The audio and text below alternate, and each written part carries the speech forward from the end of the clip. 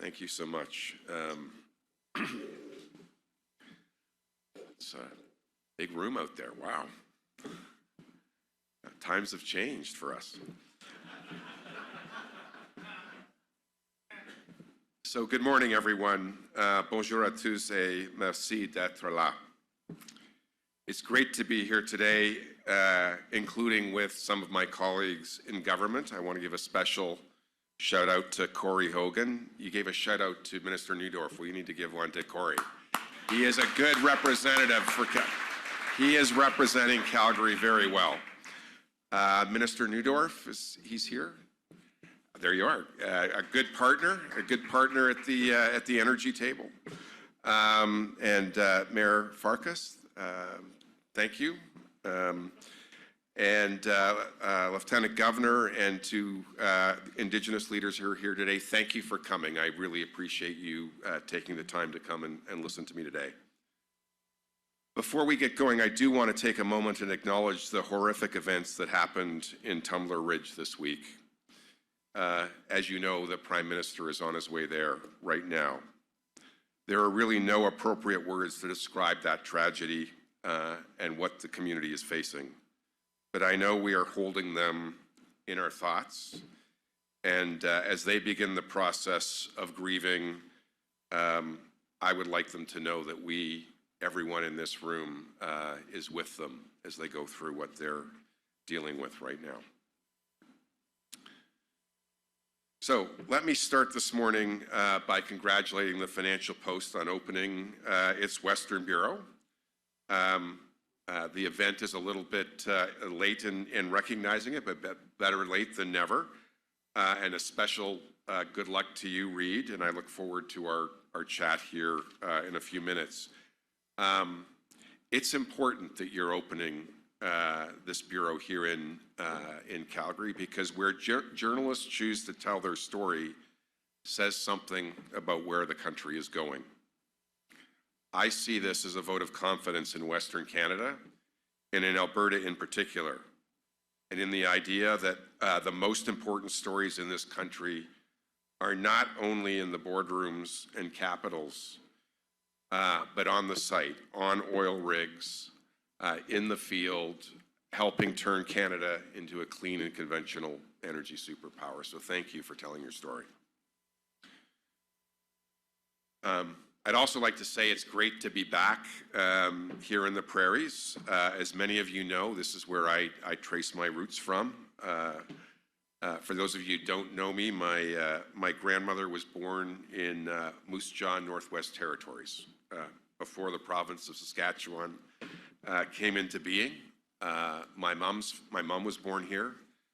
Most of my mom's family still lives here in Calgary. I spent most of my childhood in Manitoba. I enjoy some of the same prairie winter that you enjoy here, although the Chinooks never seem to make it to Winnipeg. I always had to take that phone call from my cousins, rubbing it in. And I want you to know that while I may be an MP from Toronto now, you can't take the prairie out of the boy, and it shapes how I do my job. It's the prairie spirit that taught me Canada is at its best when we build real things and we create real opportunities for Canada. I know that instinct runs deep here in Alberta. I spent a lot of my career working with companies here in Calgary, and it's exactly the instinct that Canada needs right now. We need it because it cannot be overstated. As the Prime Minister said and was alluded to in the opening remarks, we are living through a moment of profound global change. Our economic integration with different hegemons, I had to look that word up after the Prime Minister used it. Our integration with various hegemons is being weaponized against us. It's making energy markets volatile. It's making capital cautious. It's making the transition to a cleaner economy more complicated. And geopolitical competition is reshaping who we trade with and how we must view our sovereignty. As the Prime Minister said, this is a rupture. It's a time of reckoning. As he said in his Davos speech, it's not a wave we can ride hoping to return to a familiar shore. Nostalgia is not a strategy. We have to engage in the world as it is, not as we wish it was. To put this in Western terms, we must seize the bull by the horns. To ensure our country continues to be the best country in the world in which to live and raise a family, and I firmly believe it is, and we need to keep it that way. To respond to the reality of today's world, our Prime Minister has laid out a clear approach, guided in what I'll call principled pragmatism. Our principles allow us to refuse false choices between economic growth and climate action, false choices between being open and being secure, and false choices between being values-based and being competitive. We can do all of those things. Our pragmatism guides us to focus on what we can control in a world where it feels like we cannot control much. Today, I want to talk to you about that mission, the progress we've made, and where we're headed next. I view the mission to control what we as Canadians control as having 4 pillars that together form the spine of a plan to make Canada not only an energy superpower and not only the strongest economy in the G7, but a thriving, confident, livable country where we can be proud to pass it on to the next generation of prairie boys and girls. These pillars are our economic strength, our national security, our climate resilience, and our thriving democracy. If you'll allow me, I'd like to speak briefly about each of these. Our first priority is ensuring the economic strength of Canada. This is not an abstract. We are focused on getting term sheets signed, investments made, key performance indicators hit, and shovels in the ground. Because projects either get built or they don't. Capital either flows here or it doesn't. And families either see new opportunities to prosper or they don't. That's why the centerpiece of my economic strategy as Minister of Energy and Natural Resources is the Major Projects Office, headquartered right here in Calgary. That is a message to everyone in this province. For too long, Canada allowed good projects to be trapped in years of uncertainty and delay. We can be proud of high standards when it comes to sustainability and Indigenous consultation, but accountability historically has been too diffuse.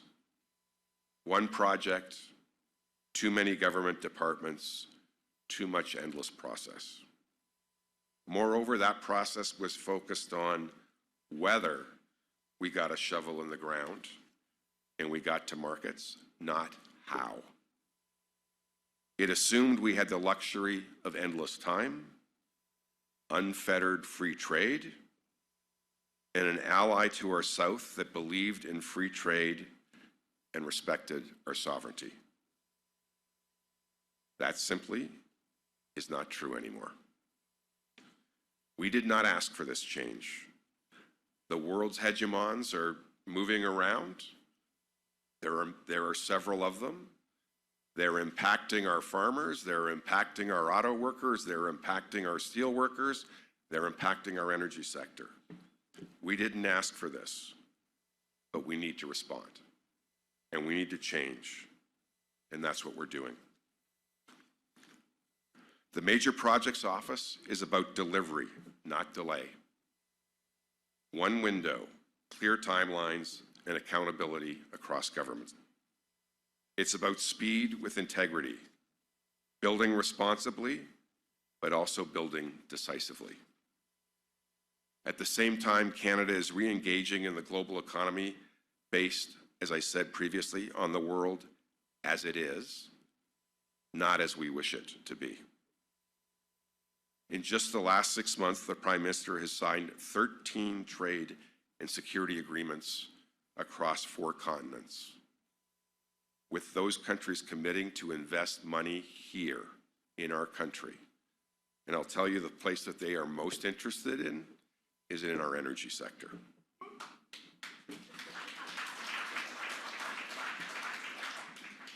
I like that. Since August 2025 alone, the Natural Resources Canada has signed 35 new agreements with more than 15 partners, opening markets for Canadian energy, minerals, agriculture, manufacturing, and technology. I was in China, we were doing that. I was in India, we were doing that. I was in Qatar doing that. I was in Germany doing that. The Prime Minister is doing that, and several other ministers are doing the same. These are not symbolic agreements. They are commercial enablers. When we see the President of China telling all of the businesses in China, it's time to do business in Canada, it changes the game. When we see the Prime Minister of India or the Minister of Energy or the Minister of Critical Minerals in India say to the state-owned enterprises, it's time to invest in Canada, it changes the game. We also did something long overdue, removing internal and interprovincial trade barriers that should never have existed inside a country like Canada. Economists estimate that we've eliminated those barriers, and it could be worth up to $200 billion. That's roughly $5,100 per Canadian. That is growth that had been left on the table because we weren't pulling together as a country. We'll make sure that doesn't happen anymore. Critically, we are also putting industry and manufacturing back at the center of our national economic strategy. Our new government is acknowledging workers in the oil sands, in auto supply chains, and in industrial factories as what they have always been, the backbone of this nation. Looking across Canada, our auto strategy and our defense industrial strategy are about rebuilding capacity at home so that Canada is not simply a supplier of inputs to our allies, but a builder of value for Canadians. And when unfair tariffs threaten Canadian workers and industries, including in softwood lumber, as it's doing right here in Alberta, and in steel, we are standing up for those industries and workers, not only supporting them today, but ensuring they have the skills they need to thrive in the retooled industries we are helping create for tomorrow. For Alberta, our economic strategy is anchored in the Canada-Alberta Memorandum of Understanding, or the so-called MOU. That MOU lays out clear and a credible path to create the conditions necessary for nation-building infrastructure. That includes pipelines. That includes new rail infrastructure. That includes new power generation. It includes integrating the transmission grid with other provinces and territories. It includes getting ports retooled on the West Coast and the East Coast so Alberta goods can get to market more efficiently and more cheaply.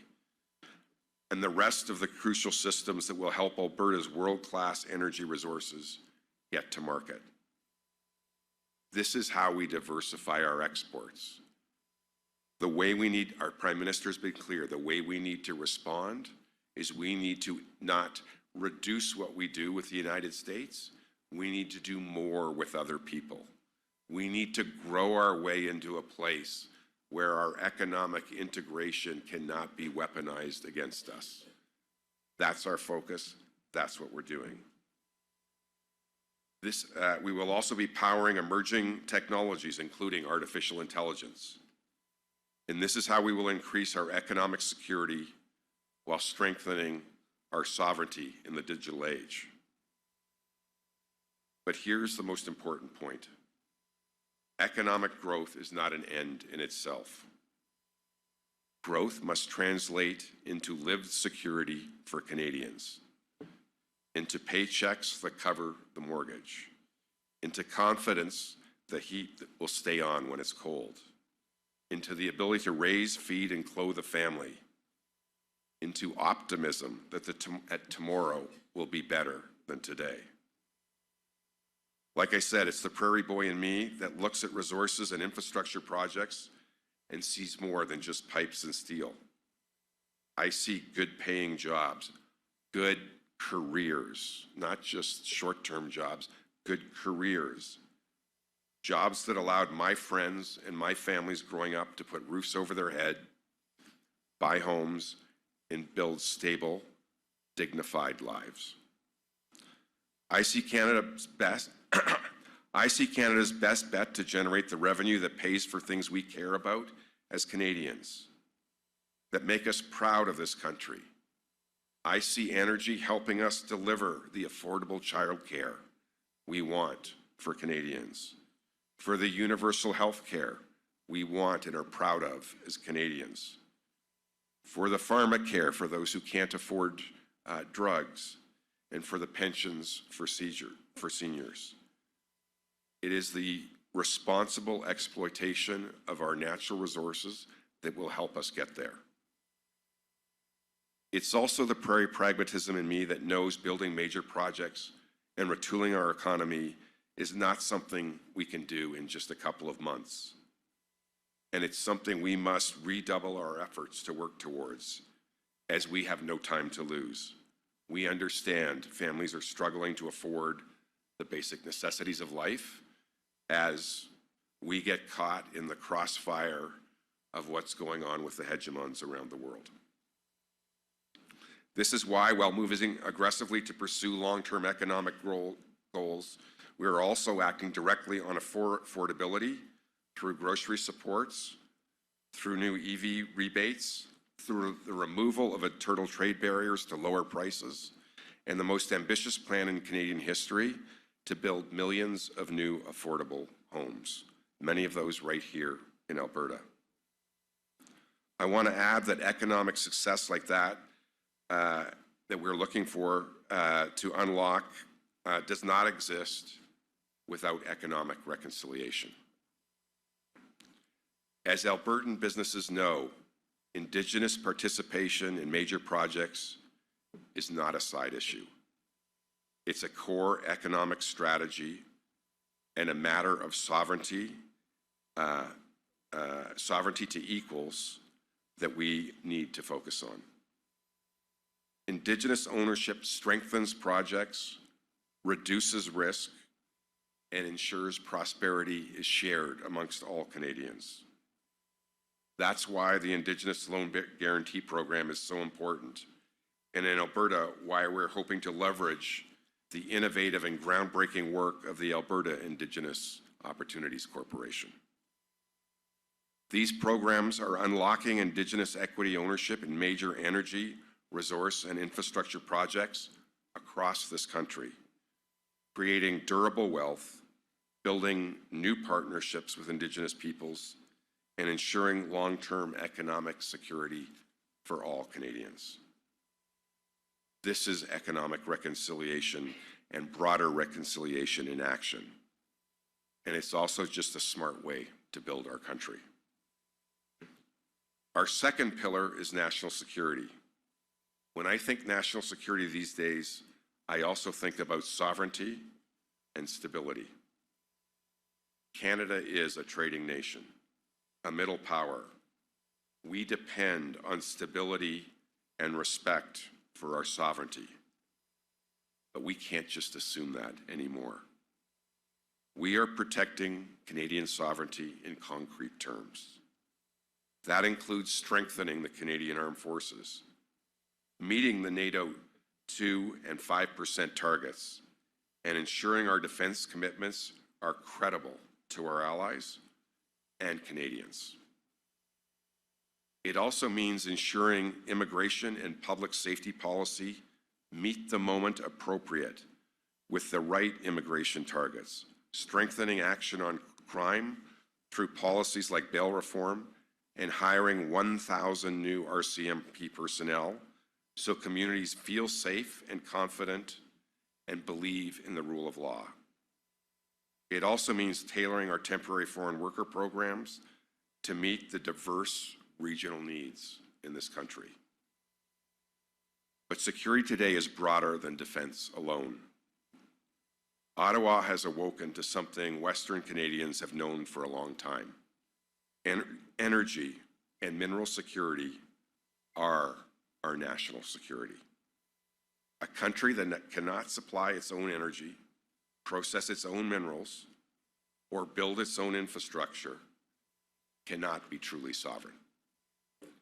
That is why we are diversifying energy exports so Canada is never beholden to a single market, while investing in domestic energy and mining industries so we can be our own best customer.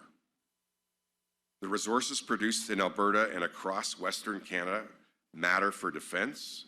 They matter to feed our manufacturing base. They matter for our infrastructure, and they help us transition to net zero. Simply put, strengthening our resources at home protects Canada's independence. I'd like to talk about the third pillar now, climate resilience. The energy transition is both a challenge and an opportunity, something that Alberta understands very well. And I know Minister Neudorf understands the opportunity and is going to make sure we capture it for Alberta. The global shift to a low-carbon economy is accelerating. It is changing how growth happens and where capital flows. We need to secure affordable, reliable, clean energy. We need to build responsibly the first time around by meeting our duty to consult and ensuring Indigenous peoples are true partners and protecting our environment so we do not have to clean up mistakes later. That's why we're advancing a climate competitiveness strategy in partnership with our friends in Alberta, which focuses on crystallizing new investments, not prohibitions. We are creating the best clean technology in the world right here in Alberta. This strategy strengthens industrial carbon pricing, provides regulatory clarity, boosts clean investment through new tax credits, and mobilizes capital, private capital, towards net zero. The landmark Canada-Alberta MOU signed by Prime Minister Carney and Premier Smith is a central pillar of this approach. It commits us to reducing the emissions intensity of Canadian heavy oil production to best-in-class levels by 2050, leveraging world-class CCUS technology created here, which we will be able to export around the world. It sees us growing our exports of decarbonized oil and the lowest carbon intensity LNG in the world. It increases electricity generation to meet consumer and industrial demand, including AI data centers, while achieving net zero emissions in the power sector. It aligns affordability, grid stability, and competitiveness to attract private capital. It simplifies regulatory systems with a maximum 2-year approval timeline. It creates meaningful opportunities for Indigenous ownership, partnership, and benefit sharing. Ladies and gentlemen, this is not ideology. This is principled, pragmatic, industrial strategy. It's a plan that focuses on results, not politics. This is principled pragmatism in action. Our fourth pillar is about ensuring democracy continues to thrive in a world where democracy everywhere is under threat. Around the world, the democratic values Canadians hold dear are under attack. The rule of law, free markets, fair elections, and allowed diverse public square cannot be taken for granted. A free, independent media is essential to all of that. That's why today matters. That's one of the reasons I'm here. The opening of the Financial Post Western Bureau is a statement that Western Canada's economic story deserves to be told from here in Alberta. As the Prime Minister said in Davos, in an era of great power rivalry, the strong do what they can, and the weak suffer what they must. Think about that for a second. That's the world we're in. That's what the hegemons want. A world where the strong do what they may, and the weak suffer what they must. The Prime Minister took those words from ancient history. Canada rejects this logic. We believe in rules-based institutions, in accountability that creates a society that is better than one defined by the rule of the law of the jungle. That includes a press that is free to ask hard questions, although not too hard, and tells the full story on the ground where the story is happening. Across the border and around the world, recent events show that we cannot take these values for granted. Indeed, we cannot take the existence of our own democracy in Canada as we know it for granted. Canada will always stand up for these democratic values. As a Western Canadian and as a veteran of the Canadian Armed Forces, I will always stand up for a strong, united Canada. We are certainly not perfect as a country, but as Winston Churchill said while standing in the House of Commons, which ours is modeled on, it has been said that democracy is the worst form of government except for all those other forms that have been tried. Ladies and gentlemen, I would posit to you, this is the greatest country in the world. And every single part of it, every single province, is what makes it that way. In fact, I would challenge any Canadian to name a better place to live. Not an imaginary country where you get a little bit of this and a little bit of that, and we blend it all together for nirvana. Name a country that in totality is better than what we have in this country today. I myself have lived in many different countries. I've visited almost 100 countries in my life, and I know without a shadow of a doubt that Canada is the best country in the world for me. Let me close with Alberta has always understood that prosperity is something you construct, not something you inherit. It requires action. That spirit of action is guiding this government, and it is guiding Canada today.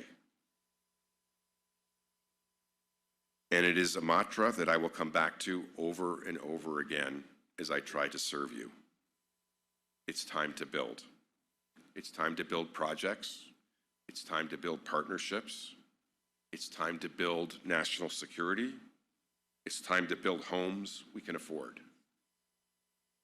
It's time to build an economy that works for everyone, and to build institutions strong enough to carry a united Canada through these challenging times.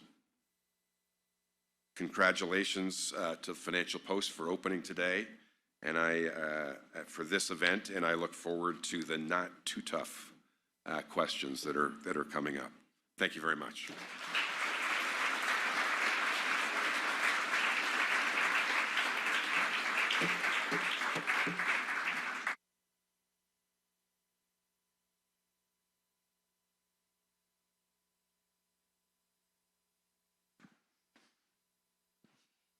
How we doing? Take that down. Okay. My mic's working. Okay. Well, Minister, thank you for being here. Exciting, right? Big crowd, like you mentioned. Times have changed for us. So, and I think there is this sort of change in tone. We have seen it over the past year for sure. In rooms like this, earnings calls, you hear it kind of in the air. It's on the street. But of course, with that change in tone, that more upbeat feel, there are, big expectations, right? Enormous. I mean, you lay them out. There are, the stakes are really high. So let's get into it. You mentioned the MOU, right? The deal between Alberta and Ottawa on energy and pipelines. So there's some deadlines coming up here. April 1st, less than 2 months from now. And here, I got to name them all, okay? So these are what has to be done in a matter of weeks. Industrial carbon tax, methane emissions, environmental impact assessments, agreement with oil sands companies to build this carbon capture mega project, all by April 1st. I'm in a deadline business, but this is bananas. So, are we on track here for April 1st?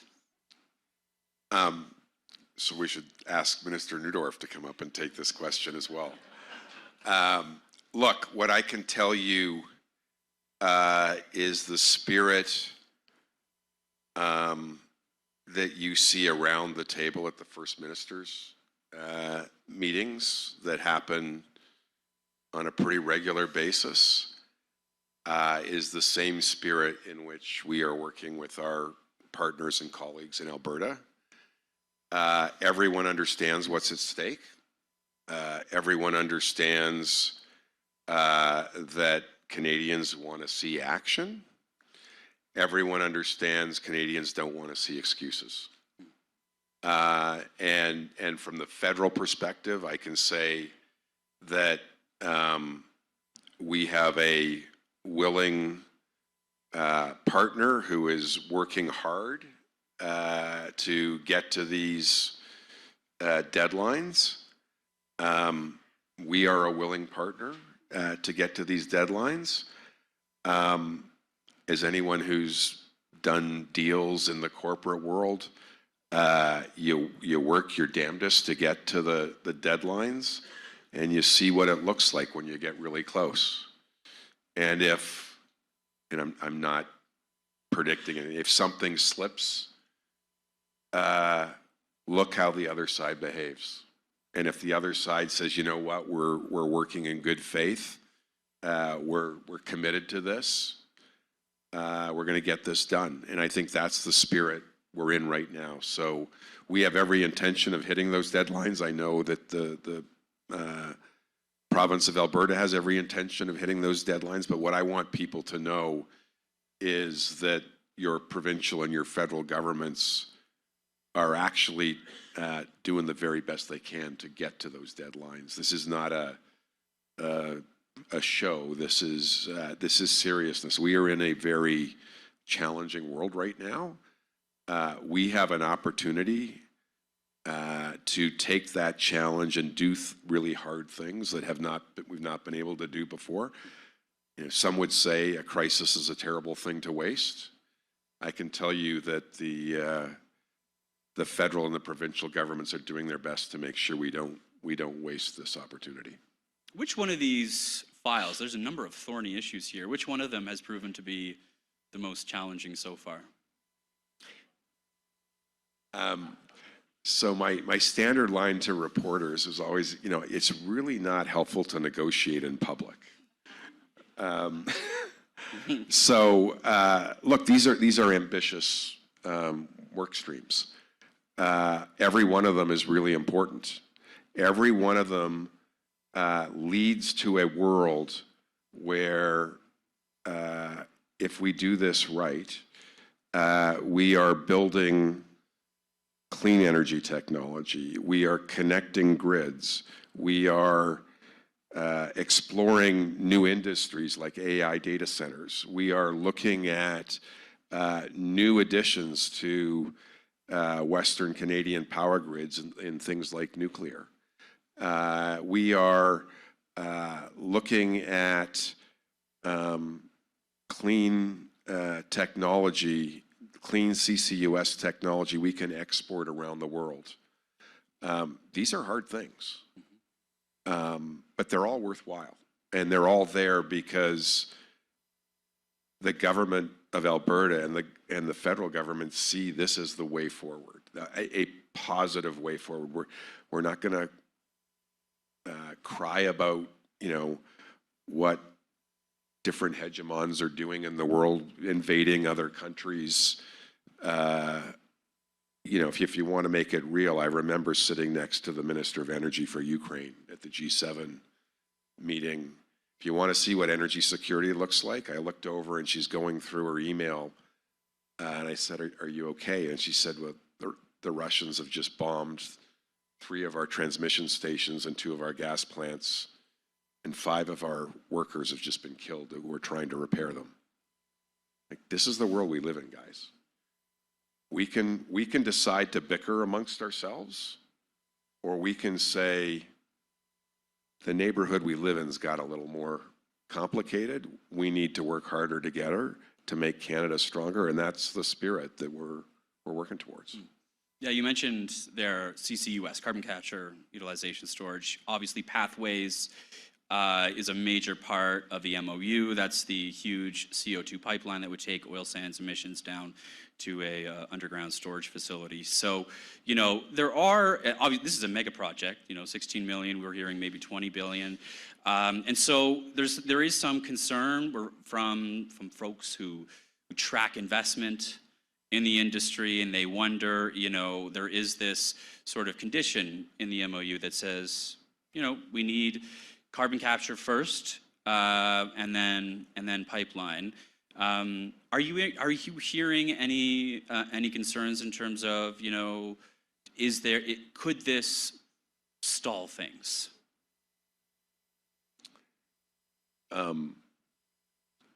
Could is an interesting word. Will it stall things? No. Look, this is the Canadian oil industry's opportunity to show the world that we are a responsible energy producer. And I want to, I'll talk a little bit about, what I hear when I go around the world. I go to a place like Germany. A place like, it's not, it's a pretty green-centric place in the world. What they say to me today is we can never be beholden to a hegemon again for the majority of our natural gas. That was a mistake. We cannot let that happen again. We have no interest in being beholden to a new hegemon. We need to diversify our sources of supply.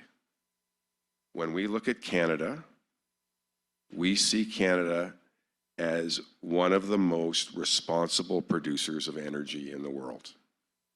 And if you've got it, we want to buy it from you, because we know you are a free trader. We know you're not going to use your energy for economic or political coercion, and you share our values. And if we got a choice, we're going to buy from you.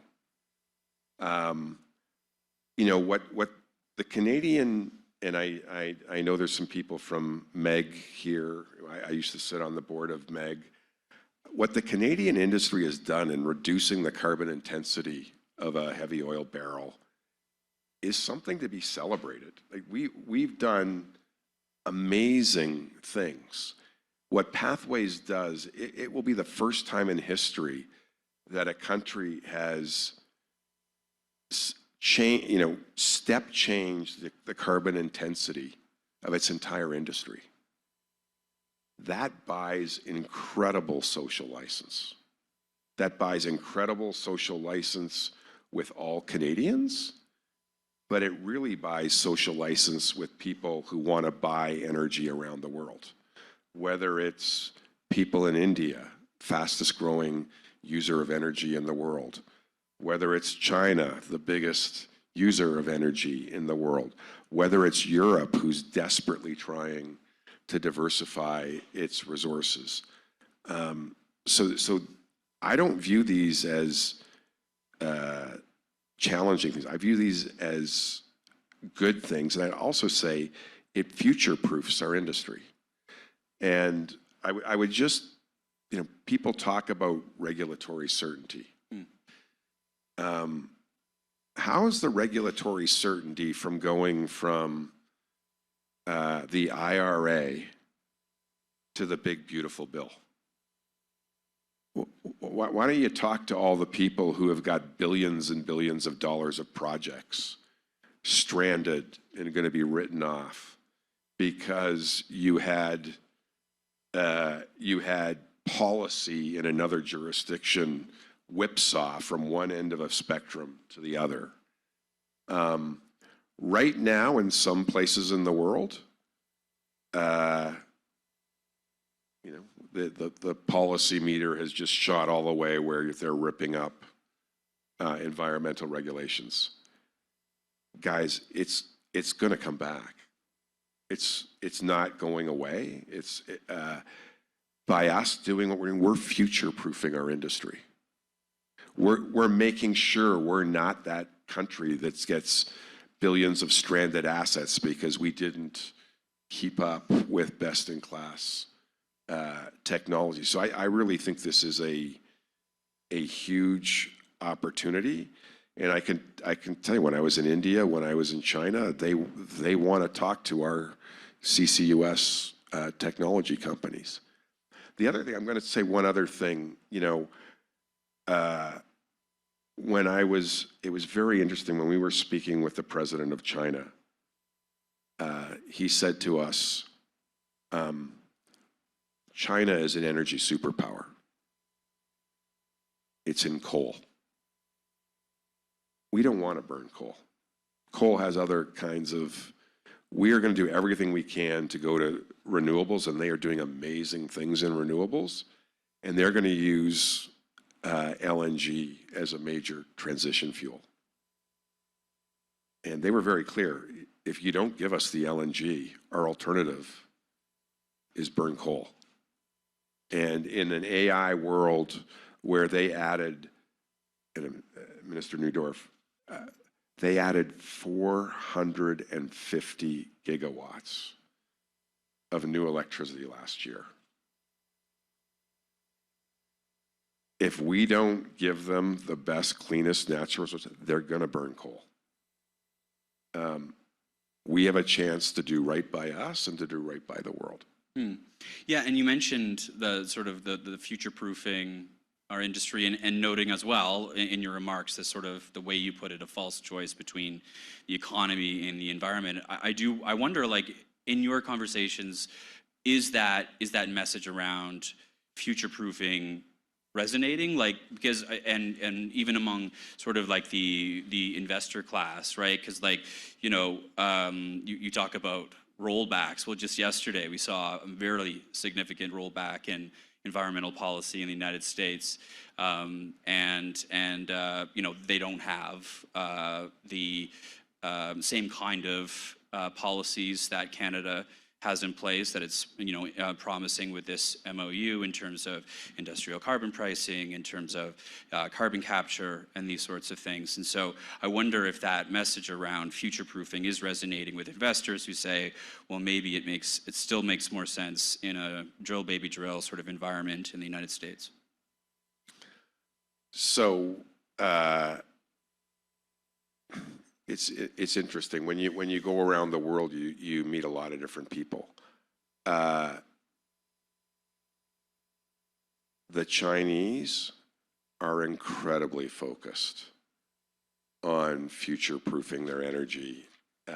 They are doing things with baseload renewables, which are absolutely amazing. They are investing billions and billions and billions of dollars in that because they think it's the right thing to do for their people. I was in India 2 weeks ago. India is doing exactly the same. You can see the pollution in Beijing. You can certainly see the pollution in Delhi. It is very real to them. It is a false choice. If we don't learn how to use energy in the cleanest possible way, we will have problems. The world moves 2 steps towards, 1 step back. I think what we are seeing south of the border is an aberration. I think what we are doing is future-proofing our industry, and I think that's what we should be doing for our industry and for our future generations of Canadians. Okay. Now, I've been told we were running out of time, so I gotta get through some of this stuff here. But you were talking a lot about in your remarks about your tours in China, the number of deals yourself and the Prime Minister have been involved with in terms of signing these various trade agreements. And so, how can we sort of measure success of these? Where do you see these actually, moving into actual change? Sure. There's a gazillion examples, but look, we went to China, and the next day, China put in a huge order for canola. There's a whole bunch of farmers here in Alberta are really happy. There's a whole bunch of farmers in Saskatchewan that are really happy. We negotiated, and we're focused on getting the best deal for Canada. In the realpolitik world we live in, where hegemons are being hegemons, and where they want to, where the strong do what they may and the weak do what they must. What hegemons want are bilateral, one-on-one deals. I was using the analogy earlier today. If you play bridge, they want you to put your trump cards down early. It's not a pun. They want you to put your trump cards down early, because if you play all your trump cards early, they're gonna run the table later. Whenever we're in these, as the smaller country usually, we want to have multiple things on the table. We're going to get better outcomes if we do that. You look at, what did we, where did we end up with in China? And I'm giving you this example. So I want to put it in perspective. Canada makes 1.8 million cars a year. 1.8 million. We allowed China to return to the level of imports they were allowed before COVID, which is 42,000 vehicles a year. 1.8 made, 42,000. That's like 2 or 3% of our market.